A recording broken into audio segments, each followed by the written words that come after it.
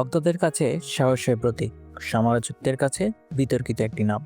জুলাই অভ্যুত্থানের পর থেকে যিনি আলোচনার কেন্দ্রবিন্দুতে, তিনি শরীফ ওসমান হাদী।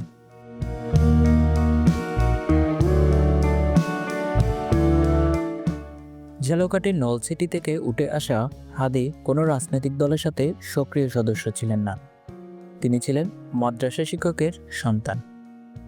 হাদী নেসারাবাদ কামিল মাদ্রাসায় পড়াশোনার পর ঢাকা বিশ্ববিদ্যালয়ে রাষ্ট্রবিজ্ঞানে ভর্তি হন। সেখান থেকে স্নাতকোত্তর শেষ করে তিনি একটি বেসরকারি বিশ্ববিদ্যালয়ে শিক্ষকতা করতেন। জুলাই অভ্যুত্থানের পর ইনকিলাব মঞ্চ গঠন করে তিনি আলোচনায় আসেন। এই সাংস্কৃতিক প্ল্যাটফর্ম থেকেই তিনি আধিপত্যবাদের বিরুদ্ধে অবস্থান, দেশের সার্বভৌমত্ব রক্ষা এবং ইনসাফভিত্তিক রাষ্ট্র গঠনের দাবি তোলেন। টকশো, সমাবেশ ও বিভিন্ন আন্দোলনে সক্রিয় উপস্থিতি তাকে দ্রুত পরিচিত করে তোলে। তার আলোচিত বক্তব্যগুলোর মধ্যে ছিল, আমি ছোটবেলা থেকে এই স্বপ্ন দেখি যে একটা তুমুল মিছিল হচ্ছে অন্যায়ের বিরুদ্ধে। সে মিছিলে আমি আছি। কোনো একটা বুলেট এসে আমার বুকটা বিদ্ধ করে দিয়েছে এবং আমি হাসতে হাসতে শহীদ হয়ে গেছি। সবাই যখন মৃত্যুকে ভীষণ ভয় পায়, আমি তখন আল্লাহর কাছে সন্তুষ্টি নিয়ে পৌঁছাতে চাই। ইনসাফের হাসি নিয়ে আমি আমার আল্লাহর কাছে পৌঁছাতে চাই।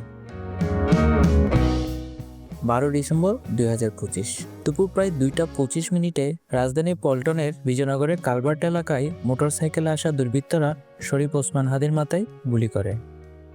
বাংলাদেশে প্রাথমিক চিকিৎসার পর উন্নত চিকিৎসার জন্য তাকে সিঙ্গাপুরে পাঠানো হয়।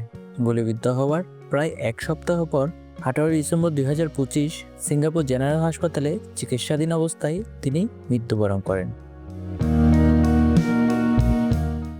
গুলিবিদ্ধ হওয়ার মাত্র 3 দিন আগে সময় সংবাদে দেওয়া এক সাক্ষাৎকারে তিনি বলেছিলেন, 50 বছর বেঁচেও দেশ, রাষ্ট্র, জাতি ও উম্মার জন্য কোনো ইমপ্যাক্ট তৈরি করতে না পারার চেয়ে 5 বছর বেঁচে আগামী 50 বছরে ইমপ্যাক্ট তৈরি করাই সাফল্য।